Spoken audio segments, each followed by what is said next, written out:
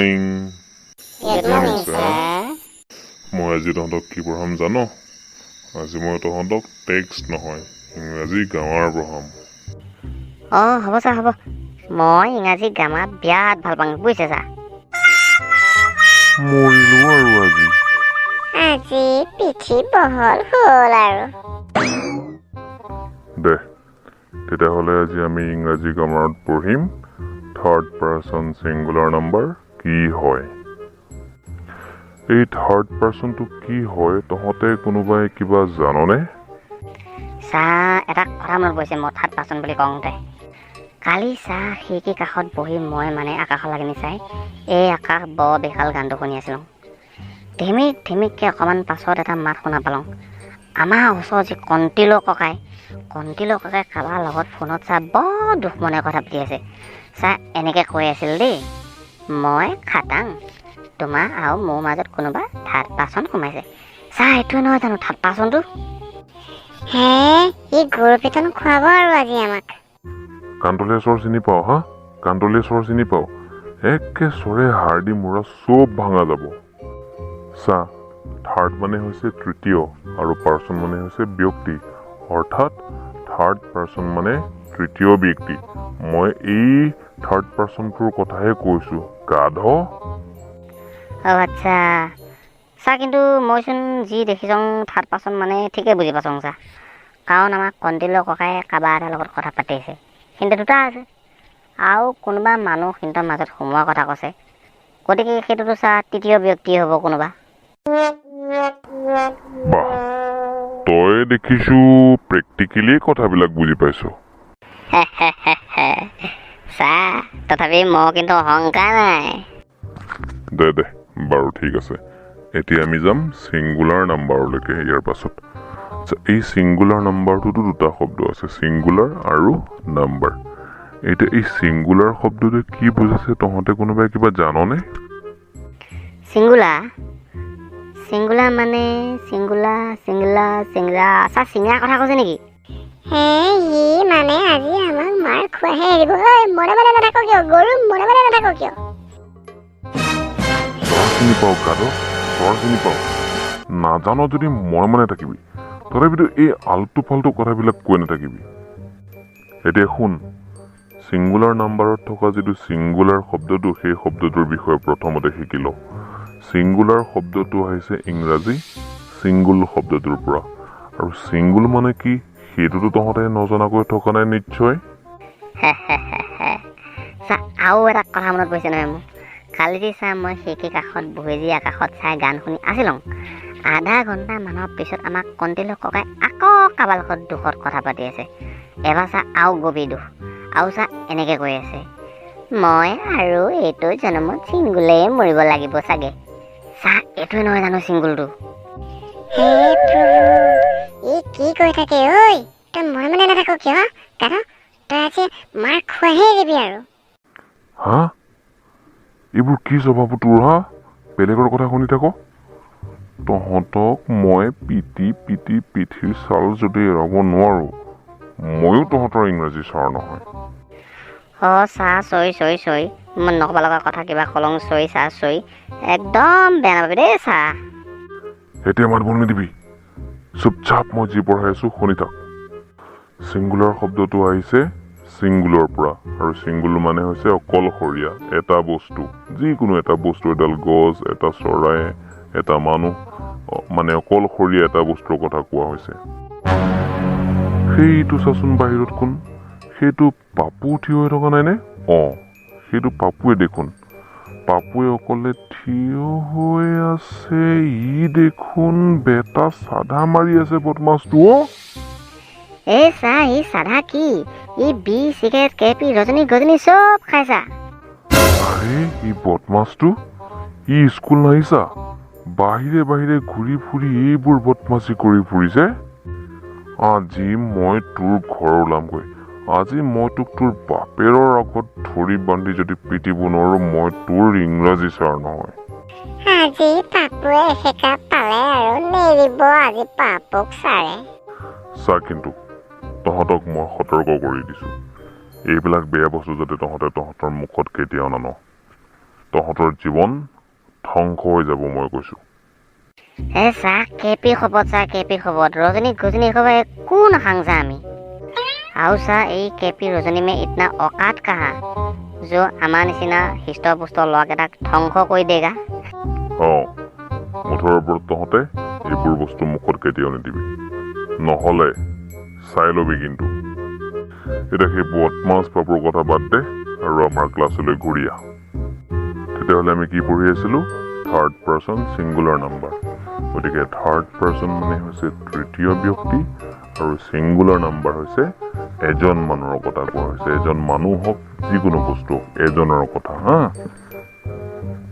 কেনেবাকৈ এজনতকৈ যদি মানুহ বা যিকোনো বস্তু বেছি হৈ যায় তেতিয়াহ'লে সেইটো আমাৰ কাৰণে ছিংগুলাৰ নাম্বাৰ হৈ নাথাকিব। এটা নতুন বস্তু আহিব প্লুৰেল নাম্বাৰ। গতিকে আমি সেইটো বস্তু পঢ়া নাই, আমি পঢ়ি আছোঁ ছিংগুলাৰ নাম্বাৰৰ কথা। বুজি পাইছ নহয় তহঁতে? একদম বঢ়িয়াকে বুজি পাইছোঁ চা। বুজিছ ন?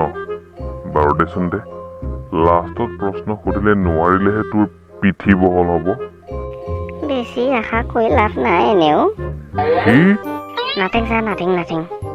এতিয়া চা, আমি যে কৈছোঁ থাৰ্ড পাৰ্চনৰ কথা, তেতিয়াহ'লে ফাৰ্ষ্ট পাৰ্চন ছেকেণ্ড পাৰ্চনতো আছে? নিশ্চয় আছে। এতিয়া চা, মই ধৰি ল মোৰ কথা কওঁ যদি, আমাৰ ক্লাছটোত মই হ'লো ফাৰ্ষ্ট পাৰ্চন আৰু তহঁত হবি মোৰ কাৰণে ছেকেণ্ড পাৰ্চন, আৰু সেই যে বদমাছ পাপুটো সেইটো হৈছে আমাৰ কাৰণে থাৰ্ড পাৰ্চন। আৰু আমি আজি ক্লাছত সেই বদমাছ পাপুটোৰ কথাহে পঢ়ি আছোঁ। চা একদম বেয়া কৈছে চা। আমি ইমান ভাল লগাৰ ভিতৰত বহি আছোঁ, আপুনি সেই বদমাছ পাপুৰ কথাহে পঢ়ি আছে। গাধ, শুনি যা। যিহেতু পাপু আমাৰ বাবে থাৰ্ড পাৰ্চন আৰু যিহেতু পাপু অকলে থিয় হৈ আছে, গতিকে সি আমাৰ বাবে ছিংগুলাৰ নাম্বাৰ। এতিয়া যদি পাপুৰ লগত আৰু এটা দুটা তিনিটা চাৰিটা বা এটাতকৈ বেছি মানুহ লগ লাগি যায়, পাপু আমাৰ কাৰণে ছিংগুলাৰ নাম্বাৰ হৈ নাথাকিব। বুজিছ? এইটোৱে কথা, আৰু এই কথাটোকে ভালকৈ মনত ৰাখি বুজি ল গাধ। চা গাধ হ'লেও বুজি পাচোং কিন্তু। এতিয়া শুন, যেতিয়া আমি ইংৰাজীত এটা বাক্য সাজিম বা বাক্য এটা ক'ম, যিটো বাক্যত আমাৰ ছাবজেক্টটো থাৰ্ড পাৰ্চন ছিংগুলাৰ নাম্বাৰ হ'ব, সেইটো বাক্যৰ ক্ষেত্ৰত আমি যিটো ভাৰ্ব, যিটো ক্ৰিয়াপদ, তাৰ লগত আমি এছ আৰু কেতিয়াবা ইয়েছ যোগ দিব লাগিব। এইটো একদম সাধাৰণ আৰু সৰু কথা, এইটো কথা মনত ৰাখিব লাগিব। বুজি পাইছ? চা এই যি এছ আৰু ইয়েছহে যোগ দিবা লাগিব, এছ আৰু নো কিয় যোগ দিবা নং, সেইটো কথা অকণমান বুজাই দিয়া হয় ভাল পালোঁ হয় চা। এছ আৰু ইয়েছ নহয়, মই এইটো কৈছোঁ এছ আৰু ইয়েছ। ভালকৈ শুনি ল, ইয়েছ নহয়, ইয়েছ। সেইটো কথা একেবাৰে সহজ, বুজি পালাম চা।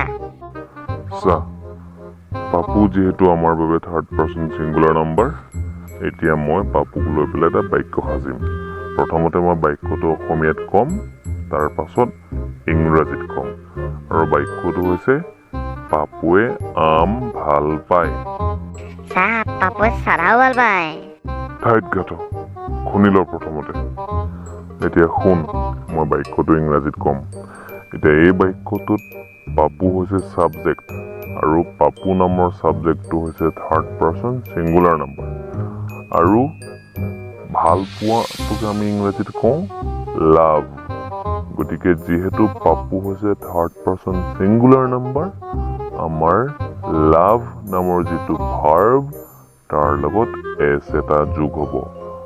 অৰ্থাৎ আমি যেতিয়া বাক্যটো ক'ম, বাক্যটো হ'ব পাপু লাভ নহয়, পাপু লাভছ মেংগো। বুজি পাইছনে? আচ্ছা এনেকুৱা এনেকৈ কথা কবা, বাপৰে বাপ, ইংৰাজী সাংঘাতিক বেলেগ দেই, সাংঘাতিক ভাষা এইটো।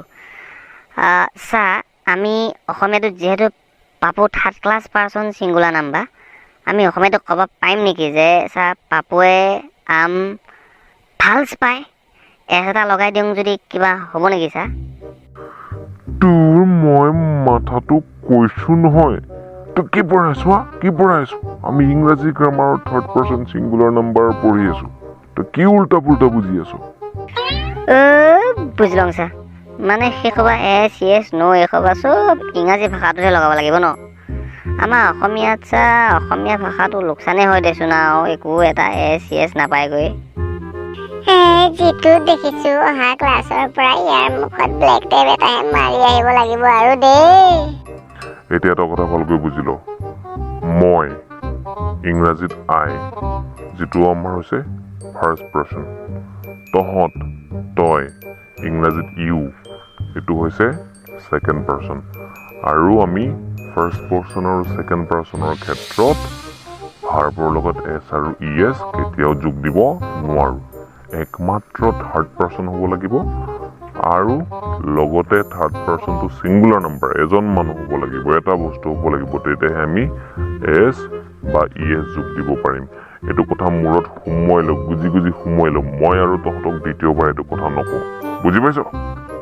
আচ্ছা, একদম ক্লিয়াৰ হৈ গৈছে ছাৰ, বুজিছে?